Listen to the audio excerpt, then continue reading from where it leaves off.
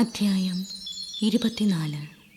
അവർ തയ്യാറാക്കി വച്ചിരുന്ന സുഗന്ധദ്രവ്യങ്ങളുമായി ആഴ്ചയുടെ ആദ്യ ദിവസം അതിരാവിലെ കല്ലറയുടെ അടുത്തേക്ക് പോയി.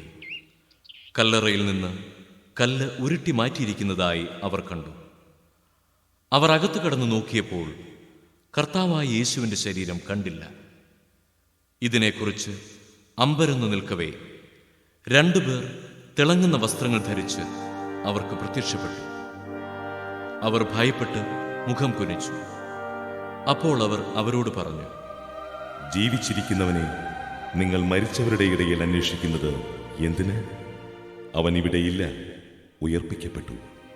മനുഷ്യപുത്രൻ പാപികളുടെ കയ്യിൽ ഏൽപ്പിക്കപ്പെടുകയും ക്രൂശിക്കപ്പെടുകയും 3-ാം ദിവസം ഉയർത്തെഴുന്നേൽക്കുകയും ചെയ്യേണ്ടിയിരിക്കുന്നുവെന്ന് താൻ ഗലീലിയിലായിരുന്നപ്പോൾ തന്നെ അവൻ നിങ്ങളോട് പറഞ്ഞത് ഓർമ്മിക്കുവിൻ.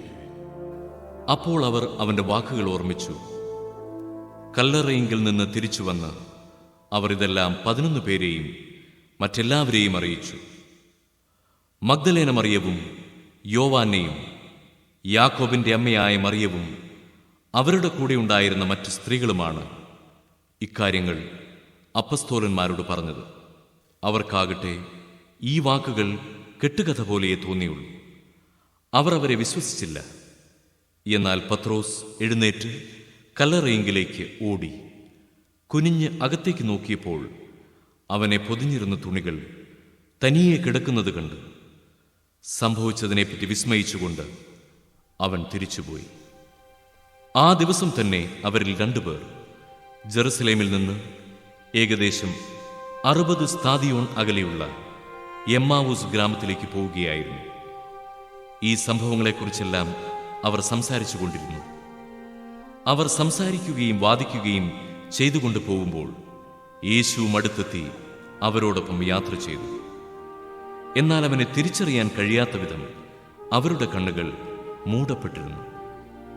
അവൻ അവരോട് ചോദിച്ചു, എന്തിനെക്കുറിച്ചാണ് നിങ്ങൾ സംസാരിക്കുന്നത്? അവർ മ്ലാനവദനരായി നിന്നു. അവരിൽ ക്ലയോപ്പാസ് എന്നു പേരായവൻ അവനോട് ചോദിച്ചു, ഈ ദിവസങ്ങളിൽ ജെറുസലേമിൽ നടന്ന സംഭവമൊന്നും അറിയാത്ത അപരിചിതനാണോ നീ?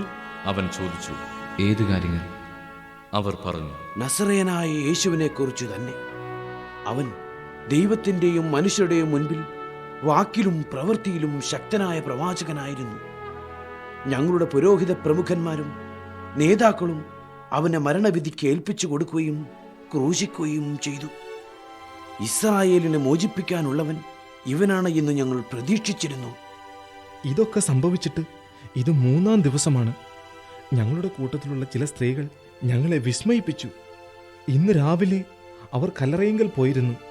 അവന്റെ ശരീരം അവർ അവിടെ കണ്ടില്ല. അവർ തിരിച്ചു വന്ന് തങ്ങൾക്ക് ദൂതന്മാരുടെ ദർശനമുണ്ടായെന്നും അവൻ ജീവിച്ചിരിക്കുന്നുവെന്ന് അറിയിച്ചുവെന്നും പറഞ്ഞു. ഞങ്ങളുടെ കൂടെ ഉണ്ടായിരുന്നവരിൽ ചിലരും കല്ലറയിങ്കലേക്ക് പോയി സ്ത്രീകൾ പറഞ്ഞതുപോലെ തന്നെ കണ്ടു. എന്നാൽ അവനെ അവർ കണ്ടില്ല.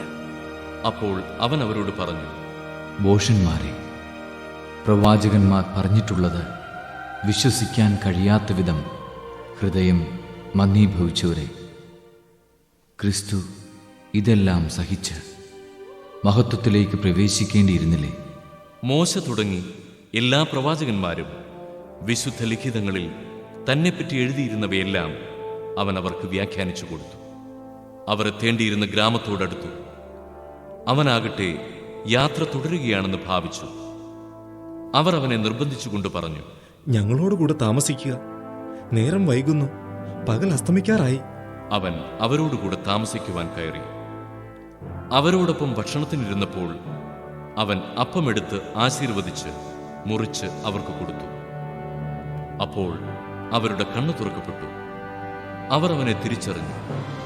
പക്ഷേ അവൻ അവരുടെ മുമ്പിൽ നിന്ന് അപ്രത്യക്ഷനായി. അവർ പരസ്പരം പറഞ്ഞു, വഴിയിൽ വെച്ച് അവൻ വിശുദ്ധ ലിഖിതം വിശദീകരിച്ചുകൊണ്ട് നമ്മോട് സംസാരിച്ചപ്പോൾ നമ്മുടെ ഹൃദയം ജ്വലിച്ചിരുന്നില്ലേ? അവർ അപ്പോൾ തന്നെ എഴുന്നേറ്റ് ജെറുസലേമിലേക്ക് തിരിച്ചുപോയി. അവിടെ കൂടിയിരുന്ന 11 പേരെയും അവരോടൊപ്പം ഉണ്ടായിരുന്നവരെയും കണ്ടു. കർത്താവ് സത്യമായും ഉയർത്തെഴുന്നേറ്റു, ശിമയോന് പ്രത്യക്ഷപ്പെട്ടു എന്ന് അവർ പറഞ്ഞുകൊണ്ടിരിക്കുകയായിരുന്നു. വഴിയിൽ വെച്ച് സംഭവിച്ചതും അപ്പം മുറിക്കുമ്പോൾ തങ്ങൾ അവനെ തിരിച്ചറിഞ്ഞതും അവരും വിവരിച്ചു.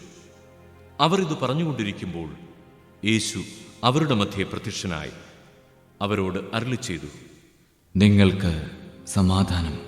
അവർ ഭയന്നു വിറച്ചു. ഭൂതത്തെയാണ് കാണുന്നത് എന്ന് അവർ വിചാരിച്ചു.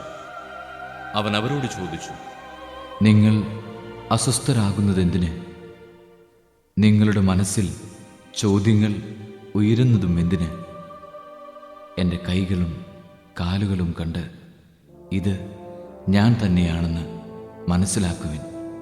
എന്നെ സ്പർശിച്ചു നോക്കുവിൻ. എനിക്കുള്ളതുപോലെ മാംസവും അസ്ഥികളും ഭൂതത്തിന് ഇല്ലല്ലോ. എന്നിട്ടും അവർ സന്തോഷാധിക്യത്താൽ അവിശ്വസിക്കുകയും അത്ഭുതപ്പെടുകയും ചെയ്തപ്പോൾ അവൻ അവരോട് ചോദിച്ചു, ഇവിടെ ഭക്ഷിക്കാൻ എന്തെങ്കിലുമുണ്ടോ? ഒരു കഷണം വറുത്ത മീൻ അവർ അവന് കൊടുത്തു. അവൻ അതെടുത്ത് അവരുടെ മുമ്പിൽ വെച്ച് ഭക്ഷിച്ചു. അവൻ അവരോട് പറഞ്ഞു, മോശയുടെ നിയമത്തിലും പ്രവാചകന്മാരിലും സങ്കീർത്തനങ്ങളിലും എന്നെക്കുറിച്ച് എഴുതപ്പെട്ടിരിക്കുന്നതെല്ലാം പൂർത്തിയാകേണ്ടിയിരിക്കുന്നു എന്ന് ഞാൻ നിങ്ങളോട് കൂടെ ആയിരുന്നപ്പോൾ പറഞ്ഞിട്ടുണ്ടല്ലോ. വിശുദ്ധ ലിഖിതങ്ങൾ ഗ്രഹിക്കാൻ തക്കവിധം അവരുടെ മനസ്സ് അവൻ തുറന്നു. അവൻ പറഞ്ഞു, ഇങ്ങനെ എഴുതപ്പെട്ടിരിക്കുന്നു: ക്രിസ്തു സഹിക്കുകയും 3-ാം ദിവസം മരിച്ചവരിൽ നിന്ന് ഉയിർത്തെഴുന്നേൽക്കുകയും ചെയ്യണം. പാപമോചനത്തിലുള്ള അനുതാപം അവൻ്റെ നാമത്തിൽ ജെറൂസലേമിൽ ആരംഭിച്ച് എല്ലാ ജനതകളോടും പ്രഘോഷിക്കപ്പെടേണ്ടിയിരിക്കുന്നു. നിങ്ങൾ ഇവയ്ക്ക് സാക്ഷികളാണ്. ഇതാ, എൻ്റെ പിതാവിൻ്റെ വാഗ്ദാനം നിങ്ങളുടെ മേൽ ഞാൻ അയക്കുന്നു. ഉന്നതത്തിൽ നിന്ന് ശക്തി ധരിക്കുന്നതുവരെ നഗരത്തിൽ തന്നെ വസിക്കുവിൻ. അവൻ അവരെ ബഥാനിയ അവരെ കൂട്ടിക്കൊണ്ടുപോയി കൈകൾ ഉയർത്തി അവരെ അനുഗ്രഹിച്ചുകൊണ്ടിരിക്കെ അവൻ അവരിൽ നിന്ന് മറയുകയും സ്വർഗത്തിലേക്ക് സംവഹിക്കപ്പെടുകയും ചെയ്തു. അവർ അവനെ ആരാധിച്ചു. അത്യന്തം ആനന്ദത്തോടെ ജെറുസലേമിലേക്ക് മടങ്ങി.